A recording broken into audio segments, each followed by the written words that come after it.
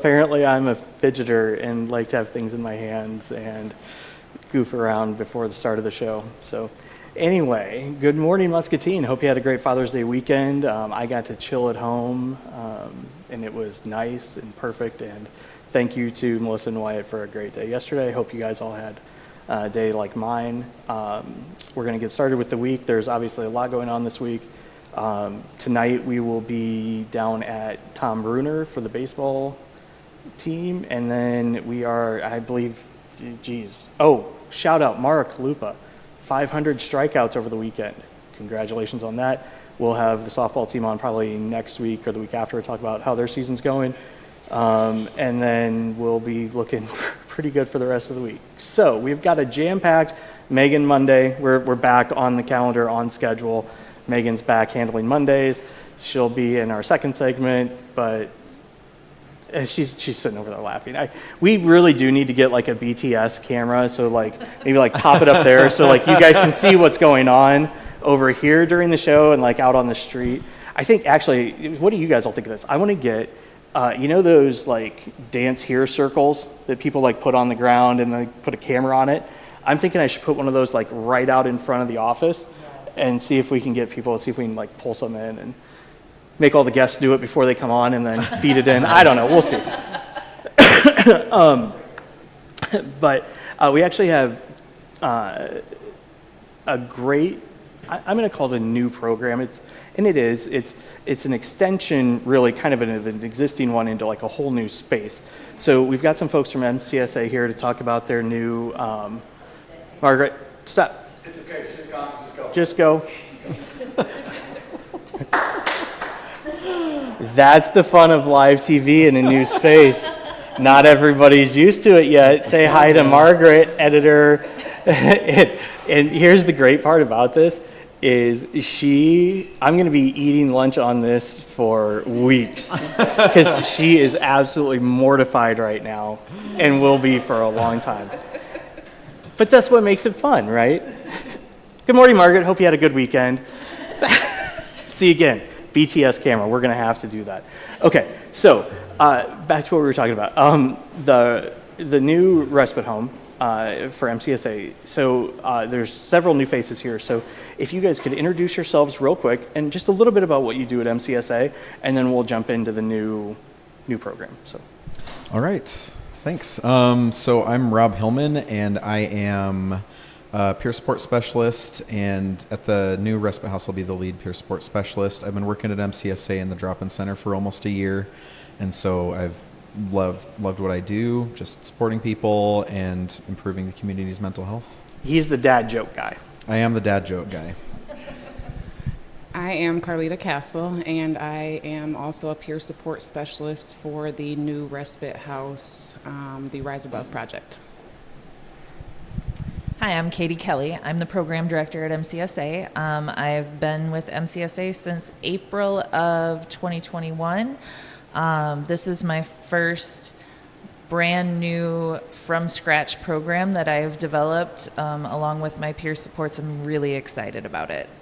Awesome. So let's jump right into it. Tell us about what the whole program is and like what it took to pull it off. Sure. So a couple of years ago, we began talks with Eastern Iowa Mental Health Region, the Eastern Iowa segment, about the potential of building a respite home that would help folks who are struggling with mental illness or substance abuse issues, and who maybe aren't quite ready to go home, but they're not considered appropriate to be hospitalized. And we had talked about doing some research into the benefit of peer support in that space for folks who are struggling. And we've learned through research that utilizing peer support services with people who have been through similar situations, either with substance abuse, mental illness, or homelessness issues, that utilizing them as a resource has been extremely beneficial in people's recovery.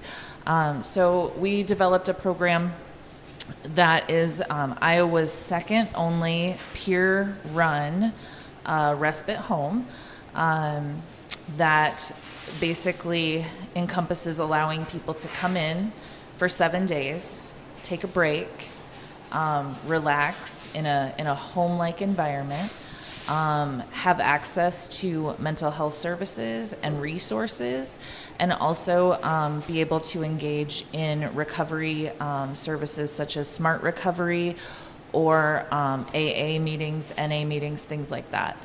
So that's kind of how it started. What I love about this concept is it kind of like fills a gap in services, right? So, there's obviously the urgent, immediate need sometimes, right? Right. And even when that's what's needed, there's not always space. Correct. Right? Like there is a huge, huge lack of capacity in that arena.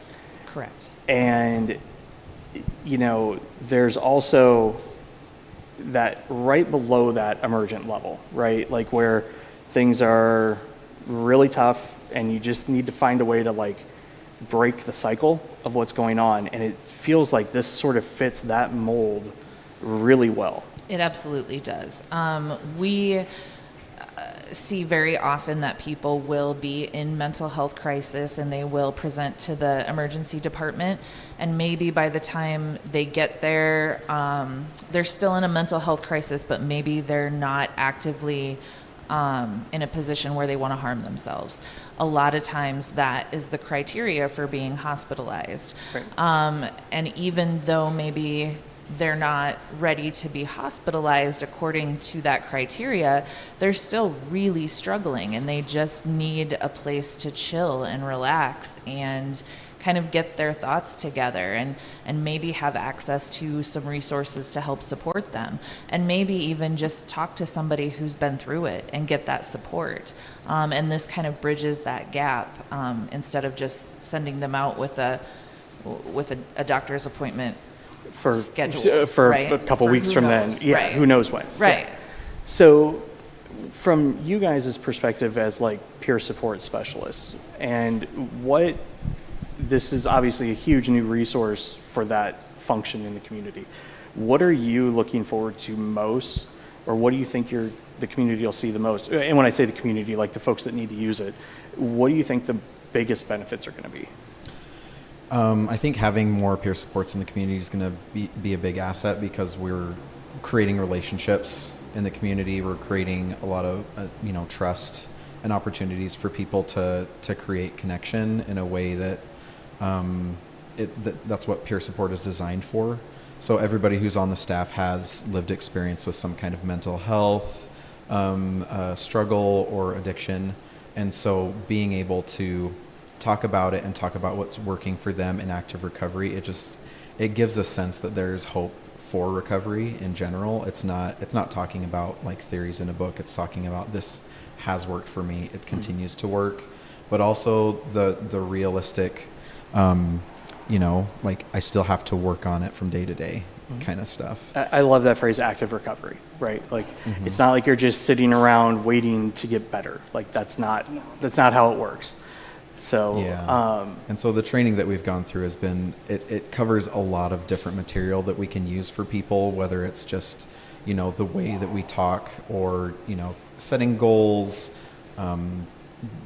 creating a plan for what you're going to do at your doctor's appointment so that you're able to advocate for yourself, really talk about your needs, so that people become, the main player in their wellness, and they're not sort of dependent on just doing what the doctor says, but they're collaborating with whoever they're working with, their therapist, with us, with their family, so that their wellness is supported, and that they're taking all the steps they need to be totally engaged.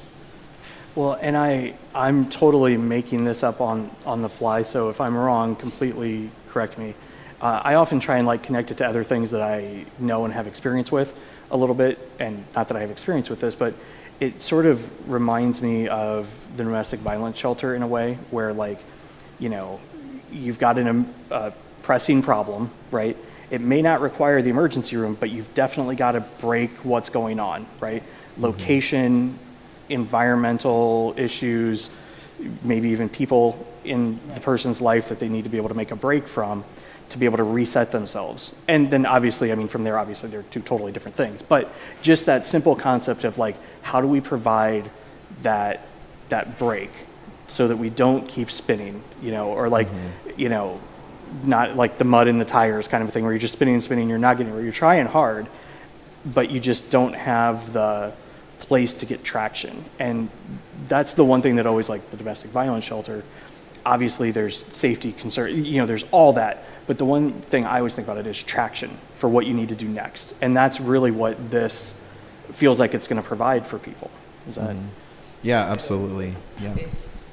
It's the knowing that there's a place there.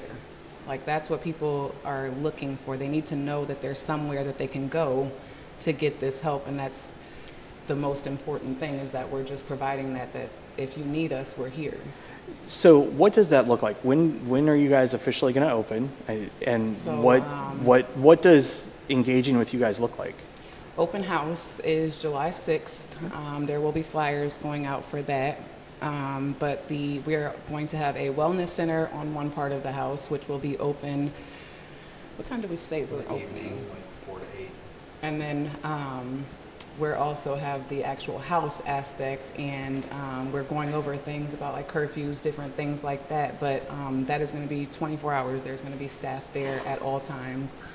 They will have a phone number that they can call us, go through a process if they need to. That way we can see if they need to come in. But yeah, so opening day, we're looking at July 10th. Awesome. So is there anything that you guys want the community to know about this? I mean, other than obviously it's a new resource and we got a lot of education, right? But usually there's like one or two big things that you're like, oh, I wish people knew this.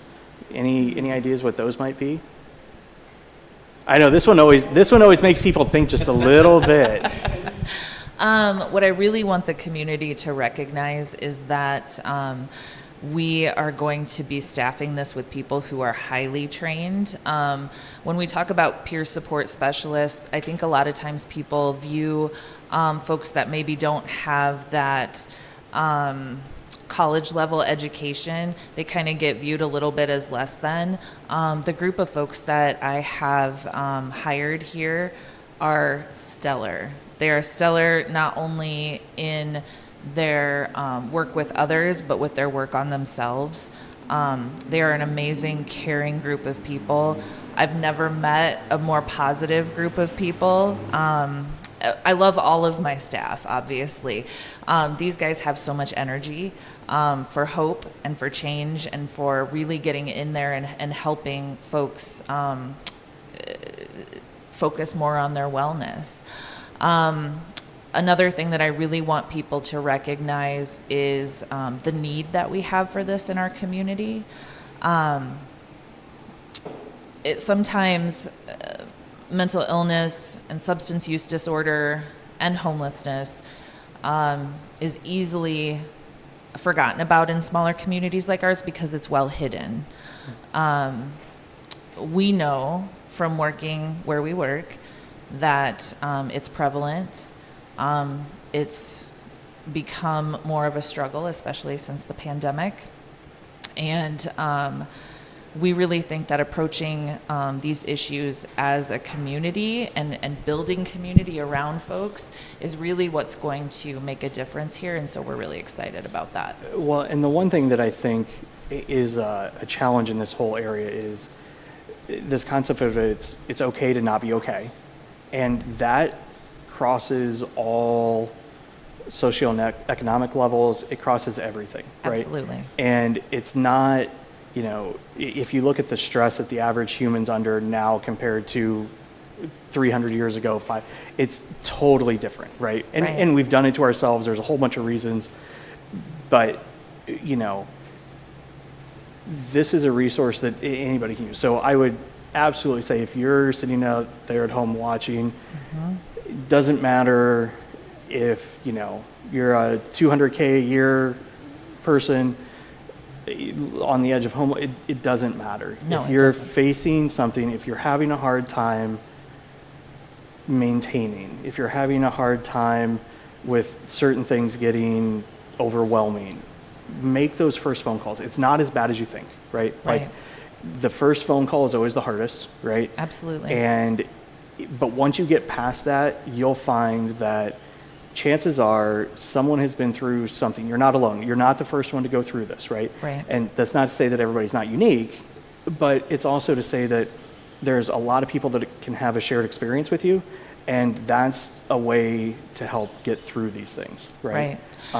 And honestly, to piggyback on that, if we were to receive a call, and our phone lines will be open 24/7, and I'll definitely get that information out on our Facebook page once we and we'll have it in Discover Muscatine. We'll make sure that it's out. Absolutely. Yeah. But if you call and let's say that maybe you're not in a situation where you have to leave your home, or it's necessary for you to kind of take that break, we can hook you up with a peer support specialist who will come out to you within the next business day and meet with you and sit with you and help build that relationship with you, or come on into the wellness center in the evening and hang out, participate in some wellness recovery activities, or don't just hang out. Just go for the dad jokes. Go for the dad jokes. Go for the dad that's jokes, enough, right? honestly, more than enough. But it'll be a really great experience, and my vision and my view for it is going to be that it's really going to help, like you said, fill that gap and bridge that gap, and help people to be able to recognize that they're not alone, in any of this. Gotcha. So as a quick recap, we've got the respite home opening, let's call it early July, right? Yes. Between the open house and actually getting up. See, again, like I've said before, everybody needs their own Margaret, because she's over there flashing me the actual days it opens and everything. So, our open house is on July 6th from Yep. 3 to 6 p.m. and our opening day is planned to be July 10th. Gotcha. So, and then again, there'll be stories in Discover Muscatine. We'll have it all over there for you as well. So, if you want to check out our Facebook page, we do have a list of needs that we have for the home. I mean, obviously, we are partially funded by the Eastern Iowa Mental Health Region, which is fantastic, and we're contracting with the Robert Young Center. However, there's always a need, right? So just take a look at our needs list, and we'll get some, and let us know if you can help us out. Awesome. Well, is there anything else you guys can think of? I mean, I think that was... I figured I should tell a dad joke. Yeah, I was going to get there. I wasn't going to let you get out without one. Have to say thanks to Courtney for this one.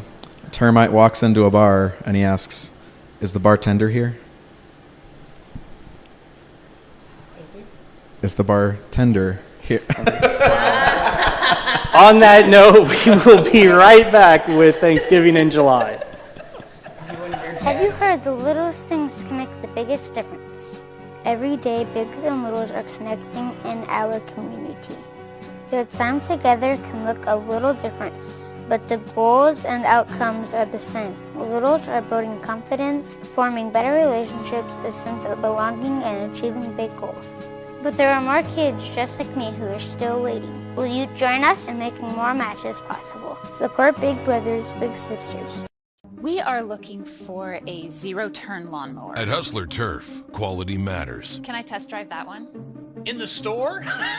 Even in the buying experience. We know you want to buy from someone who knows what they're talking about. We're looking for a zero-turn mower.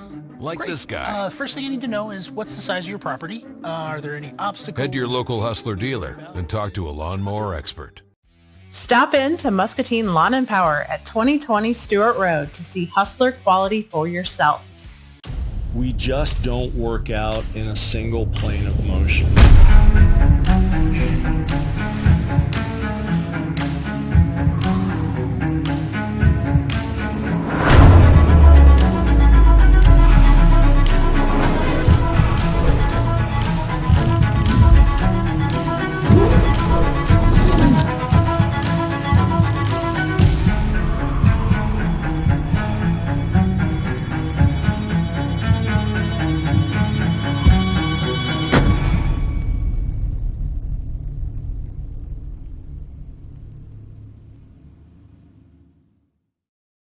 And welcome back, everybody. I'm just gonna, it's you don't realize this, but it's almost Thanksgiving, and so I'm just gonna turn it over because Thanksgiving in July makes no sense to me. I'm completely lost. You've moved my cheese, Megan. But I came back on Monday. I know, so that's, yeah, see, again. So I tried to reset things. Yes, try and reset things, and then you move Thanksgiving from November to, so when's Black Friday now? That's a great question. I'm lost. I'm always lost. I feel like it's always Black Friday now, right? Always buy. Very much, yeah. So we are moving Thanksgiving to July, and it is a community food drive. And we all think about food drives around the holidays, especially when it starts to get cold, we're inside, we're thinking about comfort foods ourselves. We tend to give more to food banks. As schools get back in session, September, food drives become more popular. But when we're all out enjoying the summer, we're busy, people are not doing as many food drives. They're not thinking about food insecurity quite as much. So we have the United Way, MCSA. I'm wearing my senior resources hat today, and Salvation We're going to Army. get you hats. I know, we really need to get you hats. Literally. Like senior resources should be like a sombrero, and like Crossroads should be, because they have fun, right? Okay. And Crossroads could be like We'll get a there. train conductor hat, because you guys do awesome work on time. Okay. We'll come up with some There hats we for go. this. Sorry. That's okay. Off the rails again we go. There we go. And then, and the Salvation Army. Yep. And those are our 3 food pantries in town. We all know MCSA and Austin will give all their details on when you can take part in that. Then Salvation Army Senior Resources has a mini food pantry. It's geared towards our senior population, those who come in, take advantage of our services, meet with our outreach department, go to Adult Day and Hershey Manor. So a little bit smaller, but still in need of stocking the shelves. So this is a summer food drive. It will take place the second week in July. I think it's second. I know the dates. The 9th to the 14th. It's the main drive. Yeah. The 9th, we're asking churches and faith-based programs to do a Sunday food drive. Monday through Friday, we are asking businesses to do a food drive at their offices, service groups, anyone that you're a part of. It's a great week to get everybody together, collect as much food as you can. Friday afternoon, we'll come to your business, pick up everything that you've collected. Saturday morning, the 15th, we'll be out at Hy-Vee for a couple hours, 8 to 11:30 in the morning. We'll be selling prepackaged food or just taking donations. The Crossroads will have a truck out there, so you can also just drop off at the Crossroads truck. A lot like Freezing for Food, those drives that happen during the winter. And then Monday morning, all of the food collected, we'll take it down, get the truck weighed, and then sort it out so that one group doesn't get all the pasta and the other all the vegetables. We'll sort it all out and distribute it to the 3 food banks. Yeah, which is awesome, because that's, the interesting thing about food need and food, providing that food, is always this balance of making sure the right things are in the right places to get where it needs to go, right?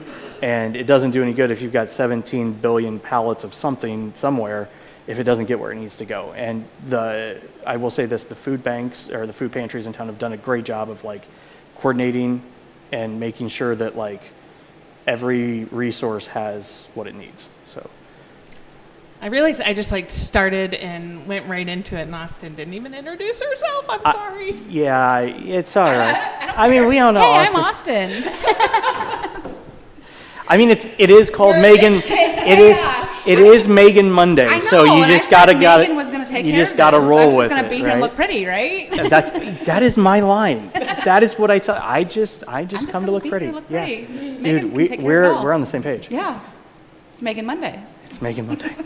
Yep. As long as we all know it's Megan Monday, That's we're right. good. That's right. Okay, so what does MCSA's role look like in this? What's your time frame look like? What are you looking forward to? I'm looking forward to everything. I mean, this is the first time I've been involved in the Thanksgiving in July, so I'm kind of excited about just being there and taking part in all of this. It's kind of crazy. I feel a little intimidated and overwhelmed. Might have to use the respite house. I don't know. Maybe they could just bring like a little mini.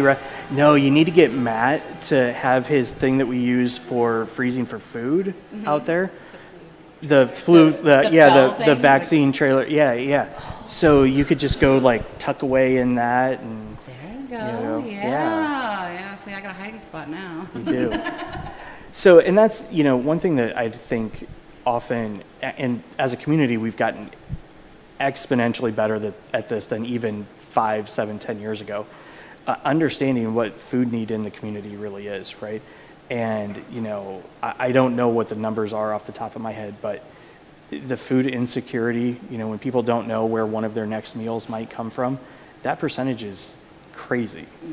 Do either of you know what it is off the top of your head? Well, I serve roughly 200 clients every week. Right. So, yeah, and you're one of 3, and you're exactly. So food is a huge thing. It's why when the school district has the one out there, there's literally a line from the school district building down to like Mulberry to get in and get food. I don't know how many cars go through that every time, but it is a real need. And, we still talk like in a pandemic, post-pandemic world, things have changed. Inflation's hit everybody. It's, job positions have changed. There's so much still not back to normal for a lot of people, or to a new normal even, right?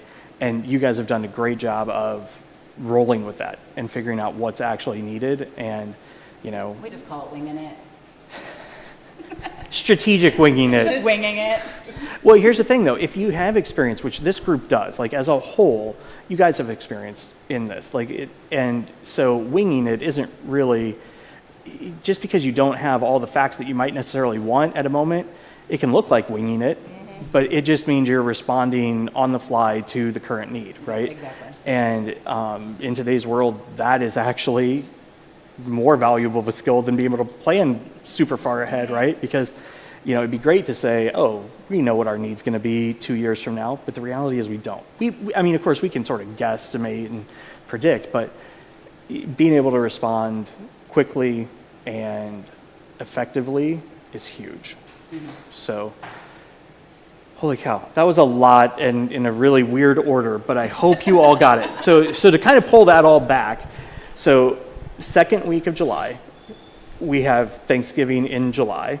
It's not real Thanksgiving, so don't change all your flights and all that other stuff. You could still get a turkey. You could donate. You could, absolutely. All the sides that you would have, so, you can donate. The Sunday the goal is to have the religious organizations, faith-based, hold their food drives, get them out to you guys. Then throughout the week, businesses host one at your office, your factory, whatever, and then be able to pull it all together at the end of the week. And then on Saturday, be at Hy-Vee where people can stop in, buy the bags of food. I'm guessing they're going to be similar to what we do for freezing for food. And then it all goes in either Crossroads truck. It all goes into a vehicle of some sort. Yep. And then you guys will get it all sorted out and distributed over the next day. So clean out your pantries, get your donations ready. It's coming. Yeah. Right? It's coming. Yeah, and go to the United Way Facebook page. Okay. I think I sent you the link this morning. There is a link to sign up if you're doing a workplace drive. Oh, okay. That way we know your contact information, where it is, and we can arrange pickup. Gotcha. Or you can drop everything off Friday afternoon when the Crossroads truck is out at Hy-Vee. Gotcha. But we can come right to you. We can pick everything up. So if you're the person in your office that rallies everybody, you need to be ready. We are talking to you. Right, we are talking to you, July 10th through the 14th. Awesome. Well, thank you to both for stopping in. We'll make sure that all of the information gets out through Discover Muscatine and all that stuff as well. And Perfect. Wow, you looked like you had some wisdom you wanted to impart, maybe. No? Well, I need it Maxwell's this weekend. And yes. I mean, that's my other hat. I just flipped hats real quick. Okay. Don't forget, yes, eat at Maxwell's this weekend to help out the Alzheimer's Association and the Walk to End Alzheimer's. So, awesome. We'll be right back with, you're not going to believe this, Woofstock 2023. See you in a minute. Have you heard the littlest things can make the biggest difference? Every day, bigs and littles are connecting in our community. Their time together can look a little different, but the goals and outcomes are the same. Littles are building confidence, forming better relationships, a sense of belonging, and achieving big goals. But there are more kids just like me who are still waiting. Will you join us in making more matches possible? Support big brothers, big sisters. We are looking for a zero-turn lawnmower. At Hustler Turf, quality matters. Can I test drive that one? In the store? Even in the buying experience. We know you want to buy from someone who knows what they're talking We're about. looking for a zero-turn mower. Like this guy. First thing you need to know is what's the size of your property? Are there any obstacles? Head to your local Hustler dealer and talk to a lawnmower expert. Stop in to Muscatine Lawn and Power at 2020 Stewart Road to see Hustler quality for yourself. We just don't work out in a single plane of motion.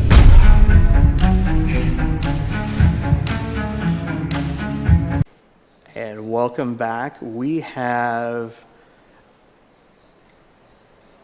I don't know if it's the coolest idea for a fundraiser band function that we've had in a while. It's definitely the most, I don't know if it's really pun heavy. I don't know exactly what you would call this, but we have Woofstock coming, and it's woof, not wolf, not anything else, not wood. And you know what? We're gonna let them talk about it. I'm done with trying to figure out what kind of word that is. Alliteration? No, it's not alliteration. I don't know. I'm horrible at this stuff. So there's going to be some pretty recognizable faces here, but if you guys could introduce yourselves real quick and what your role in Woofstock's going to be. Okay. Well, I'm Chris McGinnis, and I'm the director of the Muscatine Humane Society, and we do several fundraisers throughout the year. This is going to be a really fun one that involves the community. It's a great night out. It's a summer band. The money will be used to help support the animals. Right now, we're currently housing 200 cats and 50 dogs. And these animals are from the city of Muscatine. These are animals that need help here in our city. So, of course, we partner with people that are also from our city that are willing to help. We did this particular fundraiser once before. It was a great success. It was a beautiful night. The acoustics were great where they played, and we're just really looking forward to having people come in, buy tickets, and Beth and Mike are going to talk to you a little bit about their role. But yes, Woofstock 2023. So when was the first one? 2021. Oh, what's it? I don't. Yeah. Oh, yeah, because it was like right at. Okay, sorry. Yeah. Beth, fire away. Yeah, I'm Beth Van Zant, and I am the founder of For Pet's Sake. I foster animals for the homeless shelter, people that need the safety of that and their programs to get them back on solid ground. And I also foster for the domestic violence shelter. They can't take their animals in with them, so that tends to make them stay with their abuser. So I do that, and then I do the monthly pet food pantry, which is Wednesday, actually, coming up Wednesday. It is, yeah. From 9 to 11 at the corner of 4th and Sycamore. We got food, litter, toys, leashes, whatever you need. Yep. So, and I am also the drummer for Lefty and the Spinners. So see, I'm going to segue into my... Ooh, that is the best. Now, I've known Mike pretty much my entire life, I think. I think that is the best segue to Mike Seawright I've ever heard. Well, see, now I don't need to tell you who I am, but I'm Mike Seawright with Lefty and the Spinners, and we're excited to do this again. It's such a great cause. You know, we all should support the Humane Society with what they do, because it is just a great thing.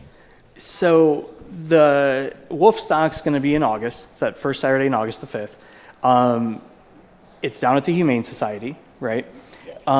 So for those that didn't make it to 2021, what does Woofstock look like? When you pull in down there, what are people going to experience?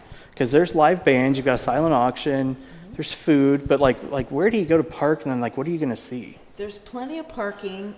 We also can park directly across the street on a large grassy area. But when you pull in, we have a 12,000 square foot building that is our training center. And it's air conditioned, and we will have a food truck in the parking lot as well as some tables and things set up. But when you go in through that training center, that will be the live auction. A lot of people have never seen that building. It's absolutely awesome. It's completely outfitted for obedience classes. Agility equipment is there for agility classes. Ooh, I have an idea. I know how you can make some money. Mike's grinning back there. Can we have Mike try some of the agility stuff? Especially, we don't have enough time. It would take too much time. Maybe he can bring one of his dogs and do a demo. That's true. We took both of our dogs down there. It's a great place. It Really is. is. And the dogs, it's so funny because after they go to about 2 classes there, the 3rd week, they're driving down the hill, and the dogs are like, oh my gosh, we're going to school. Yeah, wait. So much fun, much fun. But anyway, so the silent auction will be held in that building. Okay. And if you go out through the back door, is a huge grassy area where the band will be. And like I said, when they did it in 2021, they were amazed at how the band sounded in that area. And you bring a lawn chair, you get something to eat and drink, you look and see what there is maybe you're interested in to buy. But the bottom line is we have a local band here that everybody knows and that everybody loves. And the music is great, and it's a summer night. And so it's more than a fundraiser, it's an entertainment evening. And we just love it. But there's several places also that you can buy tickets. You can buy them at the Humane Society. You can buy them at Zoomies Doggy Daycare. And where's the third place? And Becky's Bow Wow Boutique, the dog groomer here in town. She has been super helpful with other things that we do. So it's a local group. People are partnering with each other. Businesses are donating things for the silent auction. It's just a collaborative effort for animals. And so I'm just really proud of it, and I'm proud to have these people helping. Yeah, and I think so. Tickets are $25. If you get them before July 1st, you get a T-shirt, right? Yep. If you buy them at the door, no T-shirt. That's your penalty. That's your penalty. So that means go buy your ticket because you're gonna go, right? Like just go get the tickets, bite the bullet, get her done. And even if you can't, you get a cool T-shirt.